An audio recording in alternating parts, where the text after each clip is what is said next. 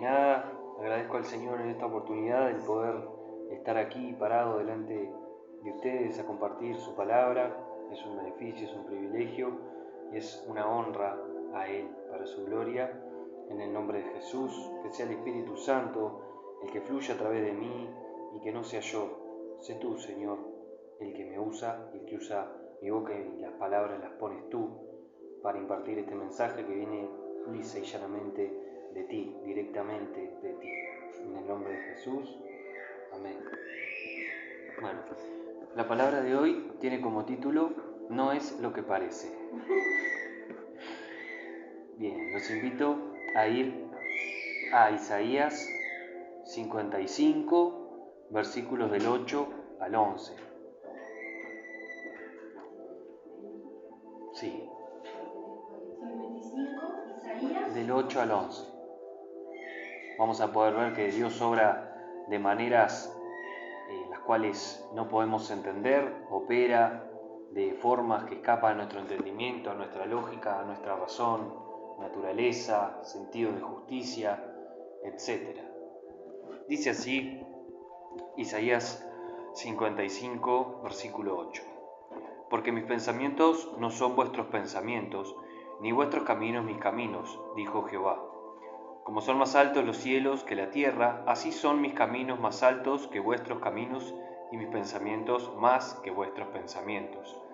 Porque como desciende de los cielos la lluvia y la nieve, y no vuelve allá, sino que riega la tierra y la hace germinar y producir y da semilla al que siembra y pan al que come, así será mi palabra que sale de mi boca. No volverá a mí vacía, sino que hará lo que yo quiero y será prosperada en aquello para que la envíe.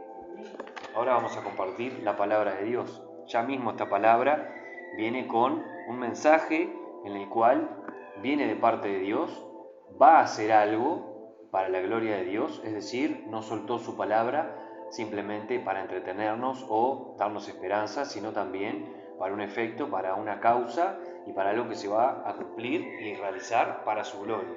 ¿Sí?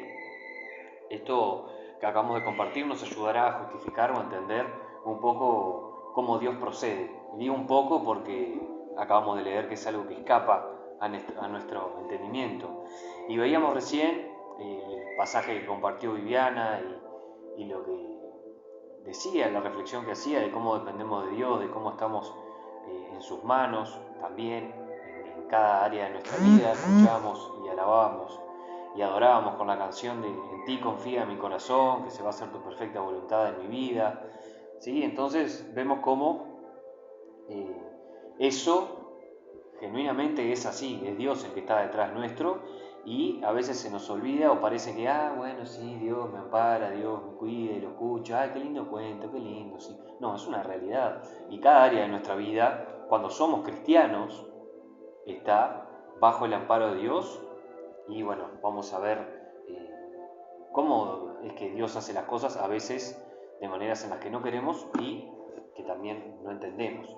Hay cientos de casos en la palabra que pueden testificar la soberanía y manera de operar de Dios, una manera que muchas veces escapa a lo que es la mentalidad del hombre, y hoy nos centraremos en una historia que aportará a su vida un valor muy grande y lo ayudará sin dudas a mejorar su paciencia y también a no desesperar ante las situaciones desafiantes que suelen levantarse. ¿Sí? Esto aplica, reitero, para los cristianos, los creyentes. ¿Sí? Si uno no tiene a Dios en su corazón, si uno no le ha confesado como su Dios, esto está prometido para el creyente, para el que tiene a Dios en su corazón. ¿Sí? Vamos a compartir en Primera de Samuel, pero antes le voy a dar un pequeño preámbulo, es decir, le voy a contar la situación en la que estaba el pueblo de Israel. ¿Sí? Nos encontramos en la época de los jueces. Primero, todavía no dije el capítulo, pero es 1 Samuel 9.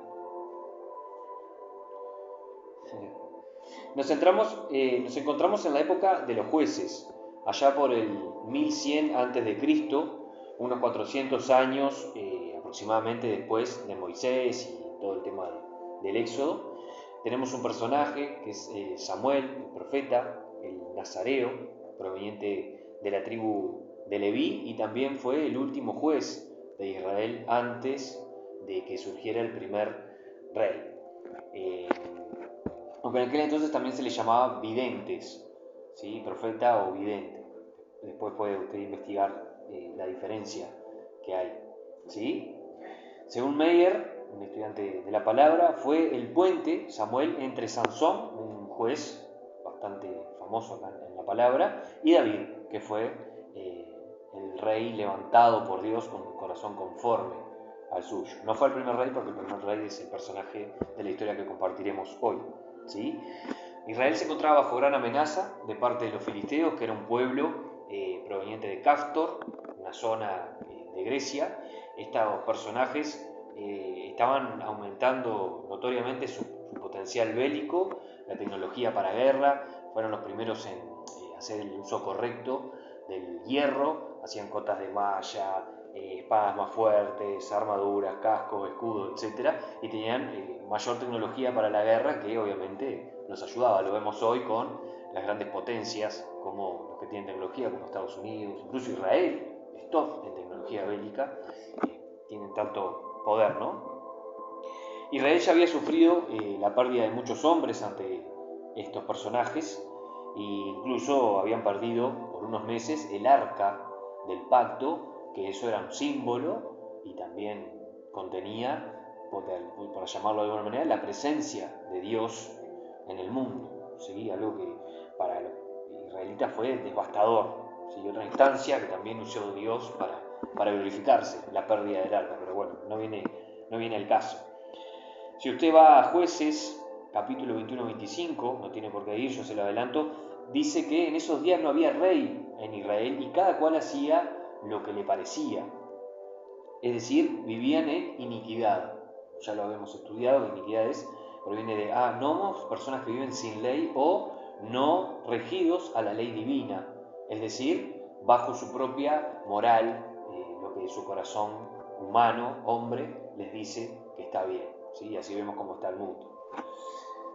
Vivían también los israelitas en corrupción, en despilfarro, abuso de autoridad y de la posición. Lo vimos, por ejemplo, en Primera de Samuel con los hijos de Elí, que era el sumo sacerdote, personas corruptas, personas que fornicaban en la puerta del templo sin ningún tapujo para obrar de manera descarada, ¿sí?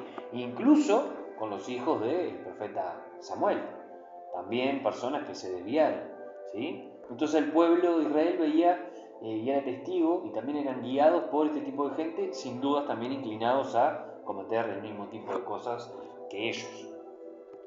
Último detalle que vamos a mencionar, la capital de Israel en ese entonces era Silo o Shiloh, que es actualmente el terreno de Cisjordania, y fue la capital por muchos años, unos 370 años aproximadamente, ¿sí? En esta situación Israel pide al profeta Samuel, pide a Dios. El profeta Samuel era un instrumento usado por Dios, ¿sí? Entonces la gente hablaba a él y él era como una especie de intercesor, para que se entienda. Ellos pedían un rey, ellos pedían una persona que los liderara como las demás naciones, ellos querían ser como las demás naciones, y el profeta Samuel les advierte, encomendado por Dios, todo lo que conllevaría tener un líder al frente, un líder humano, ¿sí? Y también Dios pudo ver en esto como ellos, hace ya tiempo, pero bueno, acá lo terminaron de evidenciar, ya lo habían descartado, desterrado, lo habían desechado como su rey, como su monarca absoluto. El rey de Israel era Dios, ¿sí? Sin embargo, la gente pedía un rey de carne y hueso, algo que también nos demuestra el estado espiritual de Israel en ese momento, ¿sí? Bien. Dios le daría un rey que a ojos vista, es decir, en la carne, tenía todas las cualidades para ser un rey. Era alto, fuerte, bello, de familia rica, todo, ¿sí? Sin embargo, vamos a ver, si usted sigue leyendo el libro de Samuel, que este rey termina por su desobediencia, por su rebeldía, siendo desechado por Dios, llegando a, por palabras de Dios, ser dejado a su suerte. No ores más, Samuel, por Saúl, que es el rey este que yo le estoy hablando. Él es un rebelde, él ya no quiere nada conmigo. ¿Sí? No andaremos más detalles hasta el momento de la época y nos centraremos en un hecho, en un gran hecho minúsculo, le llamé yo, un gran pequeño hecho que nos va a mostrar cómo Dios operó. Y el Espíritu Santo me iluminó, me mostró cómo el profundo significado de lo que describe el capítulo 9 de Primera de Samuel. ¿Sí? Así que vamos a leer en Primera de Samuel, capítulo 9. Vamos a leer de los versículos 1 al 20 y después vamos a desglosar un poquito lo que ahí dice y entender la primera palabra compartida ahí por Isaías, que nos mostraba ese Dios cuyos pensamientos y su forma de proceder escapa a nuestro entendimiento, y como siempre, como decía la adoración de hoy, su voluntad es perfecta y nos guía a los que nos sometemos a Él, a su propósito divino y perfecto. ¿Sí? Así que vamos a leer Primera de Samuel, capítulo 9, versículo 1. Dice así: Saúl es elegido rey. Había un varón de Benjamín, hombre valeroso, el cual se llamaba Cis, hijo de Abiel, hijo de Seror, hijo de Becorat, hijo de Afía, hijo de un benjamita. Y tenía él un hijo que se llamaba Saúl, joven y hermoso. Entre los hijos de Israel no había otro más hermoso que él. De hombros arriba sobrepasaba a cualquiera del pueblo. Y se habían perdido las asnas de Cis, padre de Saúl, por lo que dijo Cis a Saúl, su hijo: Toma ahora contigo a alguno de los criados y levántate y ve a buscar las asnas. Y él pasó el monte de Efraín y de allí a la tierra de Salisa, y no las hallaron. Pasaron luego por la tierra de Saalim y tampoco. Después pasaron por la tierra de Benjamín y no las encontraron. Cuando vinieron a la tierra de Suf, Saúl dijo a su criado que tenía consigo: Ven, volvámonos, porque quizá mi padre, abandonada la preocupación por las asnas, estará congojado por nosotros. El versículo 6 dice: Él le respondió: He aquí ahora hay en esta ciudad un varón de Dios que es hombre insigne. Todo lo que él dice acontece sin falta. Vamos pues allá, quizás nos dará algún indicio acerca del objeto por el cual emprendimos nuestro camino. Respondió Saúl a su criado: Vamos ahora, pero ¿qué llevaremos al varón? Porque el pan de nuestras alforjas se ha acabado y no tenemos que ofrecerle al varón de Dios. ¿Qué tenemos? Entonces volvió el criado a responder a Saúl, diciendo: He aquí, se halla en mi mano la cuarta parte de un siclo de plata. Esto daré al varón de Dios para que nos declare nuestro camino. El versículo 9 nos aclara que antiguamente en Israel, cualquiera que iba a consultar a Dios decía así: Venid y vamos al vidente, porque lo que hoy se llama profeta, entonces se llamaba vidente. Dijo entonces Saúl a su criado: Dices bien, anda, vamos. Y fueron a la ciudad donde estaba el varón de Dios. Y cuando subían por la cuesta de la ciudad, hallaron unas doncellas que salían por agua, a las cuales dijeron: ¿Está en este lugar el vidente? Ellas respondiendo les dijeron: Sí, helo allí delante de ti. Date prisa, pues, porque hoy ha venido a la ciudad en atención a lo que el pueblo tiene hoy, un sacrificio en lugar alto. Cuando entréis en la ciudad, le encontraréis luego, antes que suba al lugar alto a comer, pues el pueblo no comerá hasta que él haya llegado, por cuanto él es el que bendice el sacrificio. Después de esto comen los convidados. Subid pues ahora, porque ahora le hallaréis. El versículo 14 nos dice: Ellos entonces subieron a la ciudad, y cuando estuvieron en medio de ella, he aquí Samuel, el profeta, venía hacia ellos, para subir al lugar alto.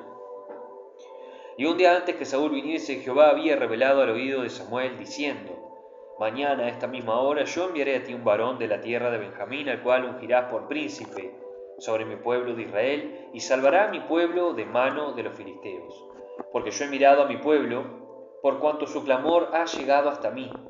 Y luego que Samuel vio a Saúl, Jehová le dijo: He aquí, este es el varón del cual te hablé. Este gobernará a mi pueblo. Acercándose pues Saúl a Samuel, en medio de la puerta, le dijo: te ruego que me enseñes dónde está la casa del vidente. Y Samuel respondió a Saúl, diciendo: yo soy el vidente, sube delante de mí al lugar alto y come hoy conmigo, y por la mañana te despacharé y te descubriré todo lo que está en tu corazón. Y de las asnas que se te perdieron hace ya 3 días, pierde cuidado de ellas, porque se han hallado. Mas, ¿para quién es todo lo que hay de codiciable en Israel, sino para ti y para toda la casa de tu padre? Bien, un poquito extenso, pero si me siguieron, entendieron, podemos resumir brevemente que de un varón de Benjamín se le perdieron unas asnas, que venían a ser las burros hembra, ¿sí? Y manda a su hijo, Saúl, a buscarlas. En ese trayecto no las encuentran, fueron siguiendo un camino y se encontraron luego, el criado, tuvo una iniciativa de ir a buscar a este vidente, del cual venía palabra de Dios, para ver si los podía ayudar a encontrar las asnas. En ese camino también se encuentran con unas doncellas que les guían más cerca al famoso vidente, al profeta Samuel, y ya en camino hacia donde fueron indicados de ir, se encuentran con Samuel y Samuel le da un mensaje directo de Dios. Y Dios le dice a Samuel: este es el que yo te envié. ¿Sí? Para resumir los 20 versículos. Cuando se encuentran con Samuel le dice: despreocupate, las asnas ya están prontas para partir hacia su dueño. Bien, si prestó atención ya sabrá por dónde viene la mano, pero vamos a analizar un poquito. Se nos habla de un varón de Benjamín, de un tal Cis, era un hombre influyente, un hombre rico, el padre de Saúl, es decir, Saúl provenía de una cuna de oro, por así llamarlo en criollo.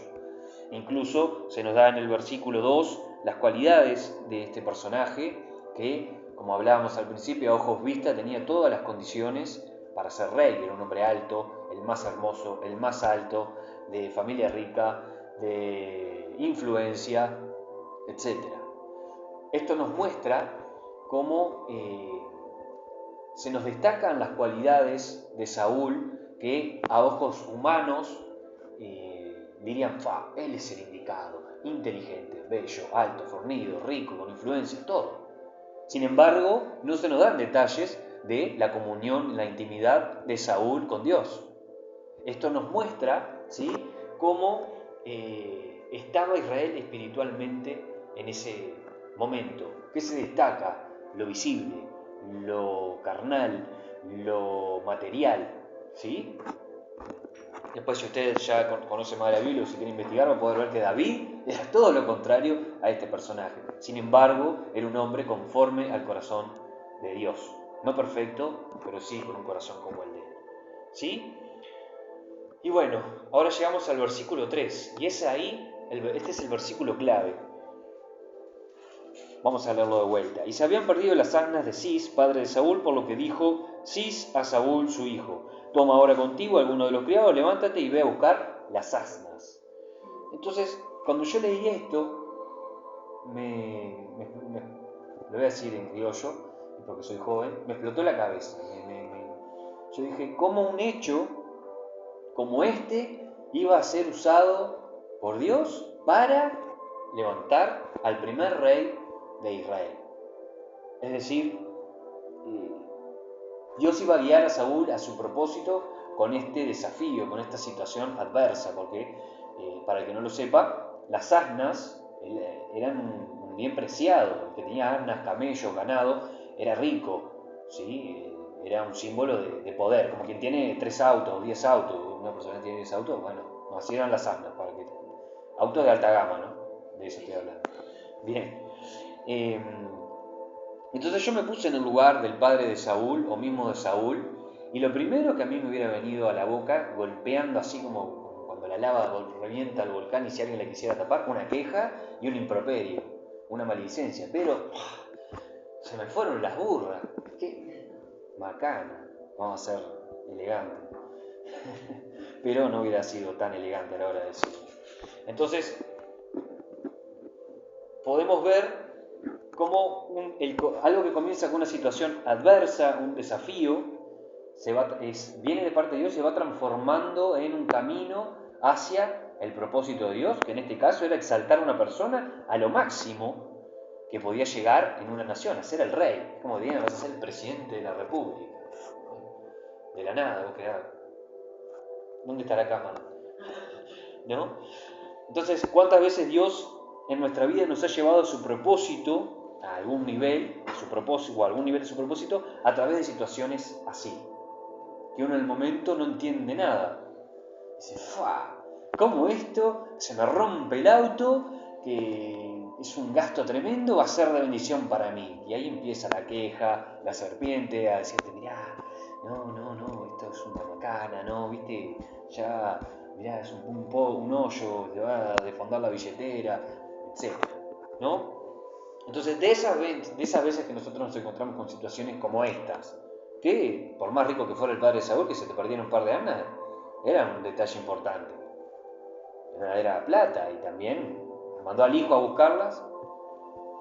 Entonces, en estas situaciones, ¿cómo uno reacciona de estas situaciones? ¿En cuántas yo reacciono, me quejo, me enojo hasta con Dios? Y el que les habla debe estar en el top 3 de los que se enojan y de los más torpes en estas áreas.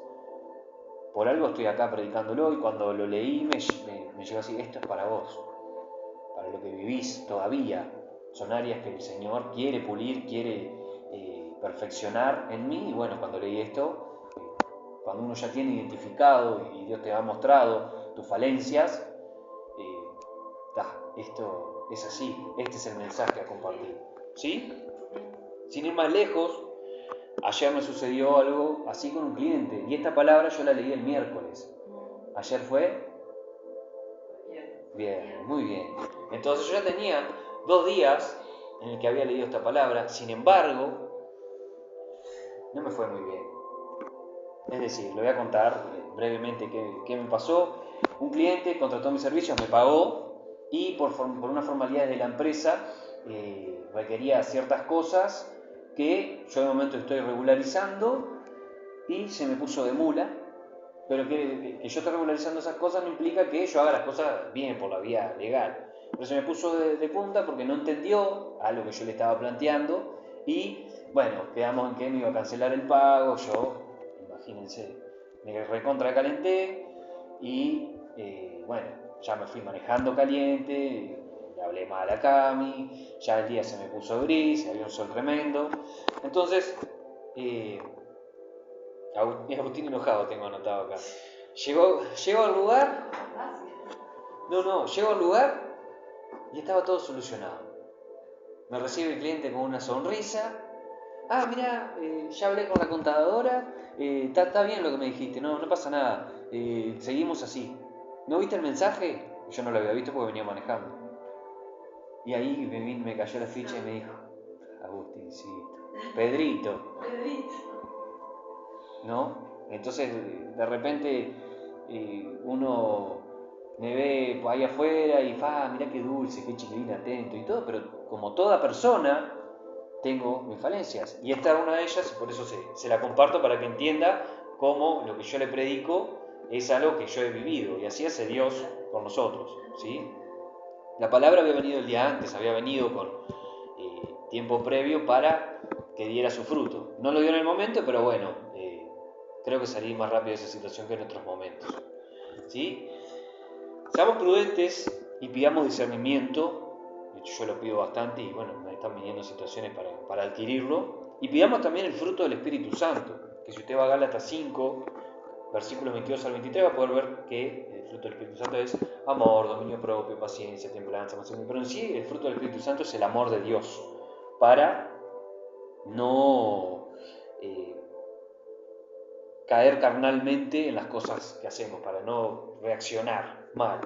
Entonces, yo les recomiendo, para un paréntesis, que usted pida el fruto del Espíritu Santo y pida el amor de Dios, porque si usted pide paciencia directamente, le van a venir pruebas para adquirir paciencia y prefiero que venga por el amor y no por un trato de paciencia directamente. ¿Sí? No quiere decir esto que cada cosa que nos acontece en el día, ¡ay, se me cayó la tarjeta del bravo al piso. ¿Eso quiere decir que se van a preparar mis finanzas? No esto no quiere decir que usted se vuelva un fanático, pero sí que vaya adquiriendo cierta prudencia, como yo le decía acá, seamos prudentes y pidamos discernimiento, para que al uno no saber los planes de Dios y qué situaciones puntuales usa Dios, desde la más pequeña hasta la más grande, como era una situación pequeña, se perdieron los burros, las asnas, ¿sí? Usted sea prudente y no reaccione mal, no se altere, no se enoje y no se angustie, ¿sí? Y menos aún vaya contra Dios sin saber qué está pasando, qué está haciendo Dios en ese mover, ¿sí? Porque puede ser que con su reacción esté adquiriendo una actitud que él, cuando vea el resultado, se arrepienta y se avergüence mucho delante de Dios, que es una situación bastante incómoda. Recuerden que a los que aman a Dios, todas las cosas les ayudan a bien, como dice Romanos 8:28, ¿sí? Si usted es de los que aman al Altísimo, bueno, bienvenido a este grupo. Si usted no es de los que aman al Altísimo, bueno, la palabra creo que es literal, ¿sí? No se lo digo desde un pedestal esto, mucho menos desde el podio de los más pacientes y prudentes. Como recién le decía, le compartía mi testimonio y es algo en lo que Dios me está tratando, pero ya lo identifico de otra manera. Veo que Dios me prueba, no para ver si yo soy de tal manera, sino para demostrarme las áreas en mi vida en que todavía hay que seguir puliendo. Y esta es una de ellas. Cuando llega un desafío como este, como era el de los asnos, fluir, es decir, dejarme guiar cuando Dios me va marcando el camino y me dice, no, por acá no, como cuando a un perrito o a un niño, el niño va derechito así a la toma corriente y le pone usted una madera para que no vaya, y el niño cambia de dirección y va a tocar el fuego y usted le pone otra cosa, ¿sí? Así también nos hace Dios. Y así, bueno, sucedió con Saúl, ¿sí? Entonces, ¿cómo yo puedo adquirir este discernimiento y el fruto del Espíritu Santo y todo lo que decís, Agustín, que divino, bárbaro? Orando, meditando la palabra y obedeciendo. Y haciendo de esto cada vez más y mejor.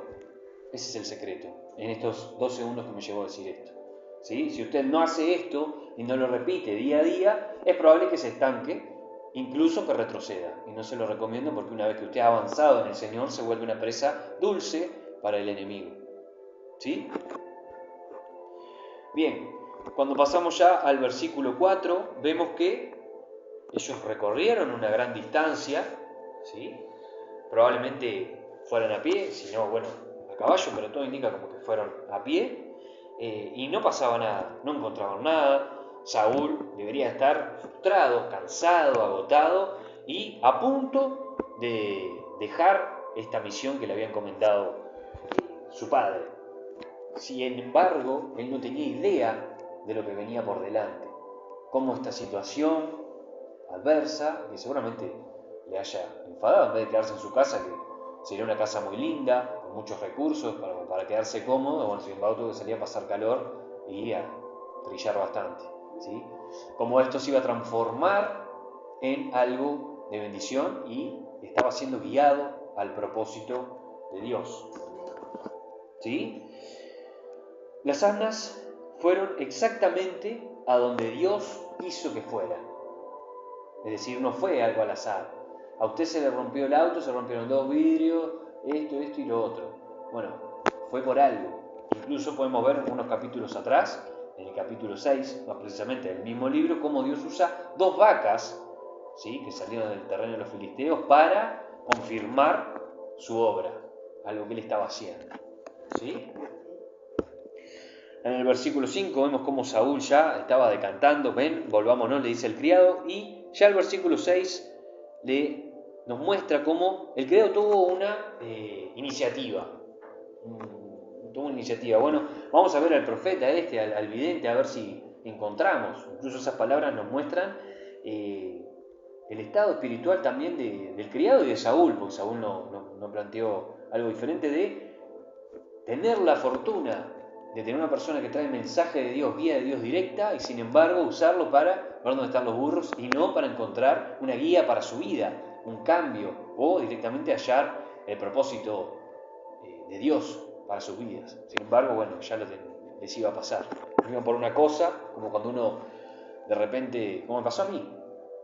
Yo comencé en la actividad en la iglesia, por llamarlo de alguna manera, acompañando a mi madre que iba a hablarle a unos chicos jóvenes para que no fuera sola, y bueno, después me terminé encontrando con que era un llamado de Dios y todo fluyó y bueno, aquí estoy.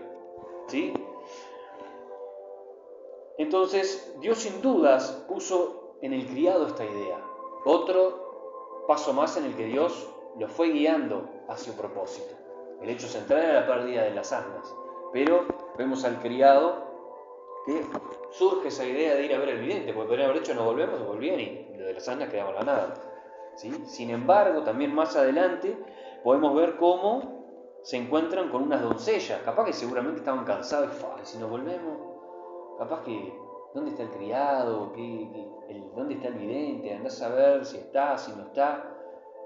Sin embargo, se encuentran con unas doncellas que los guían, le dicen, bueno, vayan para allá, tal lado, tal día, con tal forma, todo bien clarito, y que incluso, si usted ve, dice, date prisa, y nos deja ver cómo casi es una orden, viene como un imperativo, viene como con una orden, y si usted va más adelante, justo también ese día era el día en el que el pueblo tenía sacrificio e iba a ir el profeta. Todo estaba, ellos no sabían eso, se enteraron ahí con las doncellas, pero todo ya estaba hecho por Dios, armado por Dios. Y ellos en su nubecita humana, en su cabeza, veían, no encontramos los burros. Y Dios tenía un universo de cosas que estaban pasando, de las cuales ellos no tenían información, ¿sí? Pero que los involucraba para bendición. Así pasa con nosotros. De repente uno está pasando por situaciones o desafíos, o caminando en el Señor y no ve nada, y en ese transcurso Dios está armando y haciendo y concatenando hechos, que el día de mañana cuando usted recapacita y ve cómo Dios fue haciendo las cosas, se da cuenta de que fue su mano, ¿sí? Y cada vez más uno va entendiendo y dejándose guiar, si es sabio, en su caminar, en su vida, por Dios, ¿sí?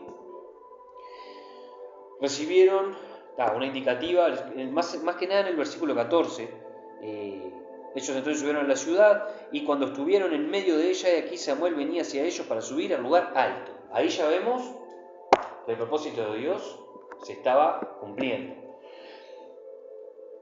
Incluso en el versículo 15 ya tenemos la confirmación de que era Dios directamente en cada detalle, porque el profeta Samuel ya estaba avisado de que iba a venir este joven benjamita a su presencia, y este joven no tenía ni idea, además no sabía ni quién era Samuel, lo vemos más adelante, ¿sí? Dios, sin dudas, ya el profeta Samuel era una persona que estaba entrenada por Dios, era fiel a él, era sometido a él, tenía comunión con Dios y seguramente escuchó el mensaje y dijo, bueno Señor, no se puso ni ansioso ni impaciente, cuando Él venga me lo mostrarás. Así es como las personas que tienen comunión con Dios reciben las cosas. Yo sin duda me imagino a Samuel recibiendo el mensaje, bueno, esto es así, vino de parte de Dios, va a ser así, así, así. La indicativa ya sabía cómo obraba Dios. Sin embargo, a lo que estamos empezando, a veces nos cuesta un poco recibir esa guía o decimos, ¿y será? ¿Será que esto de Dios? ¿No será que me voy por acá? Y hay que dejarse guiar. Y cuando una cosa no sale o sale mal, de acuerdo a lo que yo quería, ser más prudente si vaya Dios a saber de lo que me estaba librando. Me iba a salir una plata, un negocio y me iba a comprar el auto. Vaya usted a saber si no se compró el auto porque se iba a dar una piña contra un árbol, por ejemplo, o algo peor. No vamos a entrar en detalles. Bien, y el versículo 17 dice, y luego que Samuel vio a Saúl, Jehová le dijo, he aquí, este es el varón el cual te hablé, este gobernará mi pueblo. Vemos como que viene Saúl por acá, está Samuel acá, y todo se va dando hasta que se iba a dar el hecho que Dios quería que se diese, de la forma en que Él quería que se diese. ¿Sí? Se cruzan Samuel y Saúl, incluso Saúl lo intercepta y le dice, don Samuel, porque no sabía que era Samuel, ¿dónde está la casa del vidente? Dice, yo soy el vidente. Y le dice en el versículo 19, yo soy el vidente. Sube delante de mí al lugar alto y come hoy conmigo, y por la mañana te despacharé y te descubriré todo lo que está en tu corazón. Vemos que le da indicativa a Samuel. Samuel no es que era una persona importante, era de los más importantes. Era la persona de referencia, e incluso el criado conocía del vidente. No sabían que era Samuel, no lo conocían, pero era alguien de renombre y muy importante. Y si usted va, por más rico o influencia que tenga, y no es una persona de fama, por así decirlo, y se cruza con el primer ministro o el vicepresidente, y el vicepresidente le dice, venga conmigo, venga a comer, y usted va a preguntarle una dirección o algo, te queda como descolocado. Entonces, sin dudas que ahí vemos en el versículo 21 que no lo leímos, le dice, no soy yo hijo de Benjamín, de la más pequeña de las tribus, y mi familia no es la más pequeña, ¿por qué pues me has dicho estas cosas? Claro, Saúl quedó choqueado. Y el versículo 20 viene también un detalle muy lindo para terminar, y es un factor determinante en el obrar de Dios en nuestras vidas.